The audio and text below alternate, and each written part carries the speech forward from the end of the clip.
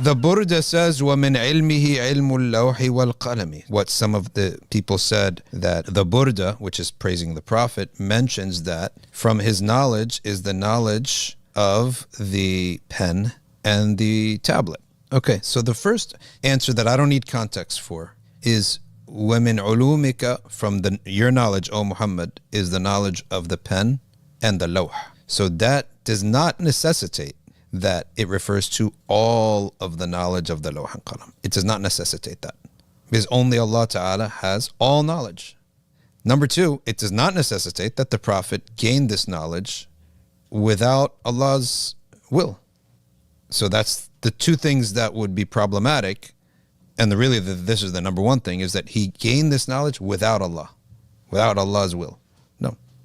So that's why it's not kufr. Number two, from the meanings of it, and here's the answer from the Dar al-Ifta al-Masriya, وَمِنْ عُلُومِكَ عِلْمُ اللَّوْحِ وَالْقَلَمِ أَنَّ اللَّوْحَ وَالْقَلَمِ مِنْ بَعْضِ عُلُومِهِ صلى الله عليه وسلم التي علمها إياه الله. Allah taught him some of what is in the knowledge. If I'd say somebody today, he knows everything about, this guy knows everything about New York. Really? Does he know how many pieces of pavement there are there?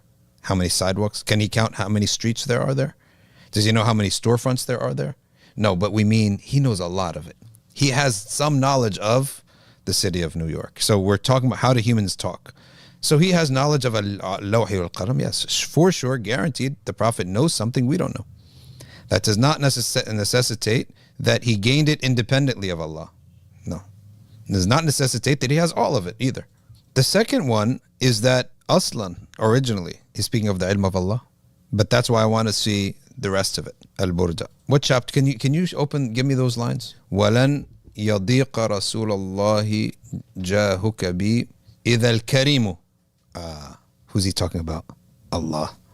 When the generous beautifies himself with the name of the avenger, verily from your generosity is the dunya and also the harms of the dunya. Okay. وَمِنْ عُلُومِكَ عِلْمَ اللَّوْحِ وَالْقَلَمِ. So the second answer is that, to begin with, Imam al-Busayri is speaking about Allah's knowledge. That's number one. And if that's the case, then we can say yes, from the possibilities of that. If that's the case, then he is speaking about all knowledge without acquisition. And if he's referring to the Prophet ﷺ, then it refers to some knowledge with acquisition from Allah subhanahu wa ta'ala. So what does he mean by the knowledge of the pen and the tablet? Is whatever knowledge Allah wished to show him in the Isra and Mi'raj and otherwise.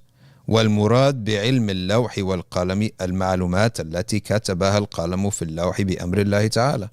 Therefore, any knowledge, what is meant by the knowledge of the lawh and the qalam, is all things of this world and of the afterlife were written by the pen on the tablet. Therefore, the summary of this meaning is whatever Allah taught him. Because everything in the world, like the existence of this phone, the existence of this book, the existence of this camera, was written by the pen on the tablet.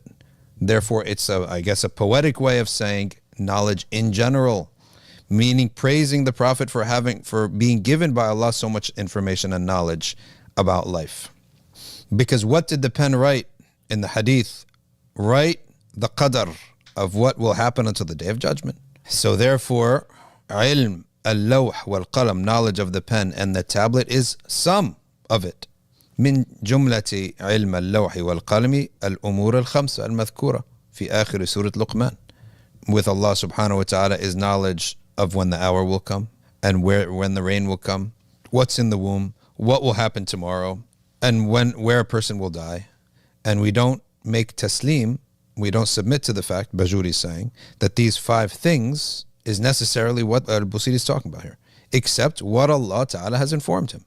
Because Allah has informed the Prophet ﷺ of some things of these 5, such as what will happen tomorrow, in the future, meaning, the Prophet has prophecies, right? ماذا تكسب غدا وما تدري نفس ماذا تكسب غدا. A person doesn't know what's going to happen tomorrow, but doesn't every prophet know something of the future? Allah gave him something of the future. Therefore, there's exceptions to this. So the other answer to it is that not everything is written in that lawh. So there's al-Kitab and there's al-Lawh al-Mahfuz. So not everything is written in al-Lawh al-Mahfuz. That's the third answer for you. Al-Lawh al-Mahfuz is accessible to Malaika. They would have known. So they don't know certain things. So therefore, the first answer, let's summarize the answers here. Answer number one, the pronoun, the damir min ilmihi, who is mentioned before that? Al-Karim, Allah. Therefore, the pronoun min ilmihi refers to Al-Karim, ilm al-Karim. Therefore, if we are saying that knowledge of the pen and the lawh equals all knowledge gained without acquisition, or not even gained, innately, then the pronoun goes back to Allah. Then that is Allah's knowledge. But if we are saying that no, it is the Prophet, then we say two different things. If Al-Busiri was speaking about the Prophet, then it means that Allah Ta'ala informed him of many things of the lawh. It does not necessitate. It could mean all knowledge, but it doesn't necessitate that. So if we're talking about the Prophet, then it is much of knowledge of the unseen, which prophets do have. He went to Isra and Mi'raj and gained a lot of knowledge of the unseen. The second part, if the pronoun ilmihi is referring to the Prophet sallallahu alaihi wasallam, then him having knowledge of all of the lawh would still not be problematic if we understood that there are 5 things not specified in the lawh. That the lawh does not consist of all knowledge. That al-Kitab has everything in it. يَمْحُ اللَّهُ مَا يَشَاءُ وَيُثْبِتُ وَعِنْدَهُ al-Kitab. With Allah is al-Kitab. Nobody sees that except Allah. That's why it says عِنْدَهُ al-Kitab. With Allah is al-Kitab. The second book is al-Lawh al-Mahfuz. Lawh al-Mahfuz is in the heavens, and angels can look at it. And wasn't it that the jinn would go up and listen about what's going to happen in the future? What are they listening to? The speech of the angels about the future. What do the angels get their knowledge of the future? From al-Lawh. So when the Prophet ﷺ went up and he perceived the pen scratching on al-Lawh, so therefore the Lawh is accessible. Now the third total answer, but the second branching from holding that the pronoun is the Prophet ﷺ, referring to the Prophet, is that al-Lawh doesn't have everything in it. So it does not necessitate that he is innate with this knowledge. As Allah exists and knowledge is not acquired by him. By necessity, he possesses all knowledge. Allah doesn't acquire knowledge. So simply saying the Prophet, or he, whoever the pronoun is, from his knowledge is the lawh and the pen, does not necessitate that it's innate knowledge. It could mean acquired. And it does not necessitate that it's all knowledge. And we do not assume that a lawh contains all knowledge either in the first place. Not all destinies are written in the lawh, according to that qawl.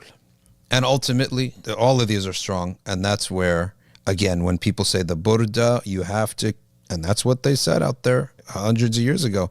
Anyone who recites the Burda is a mushrik and therefore has to be killed. Yes. Yeah. And what trickled down? It trickled down to the tidied up version of that. And the civilized version is, it has shirk. Let's stay away from it. But not killing, right? Not killing because that's a bit, we don't want our hands dirty with that, but it has shirk. The answer is both of them are wrong. Both of them are wrong, right? Neither does it have shirk, nor do they deserve to be killed. In fact, they deserve to be praised.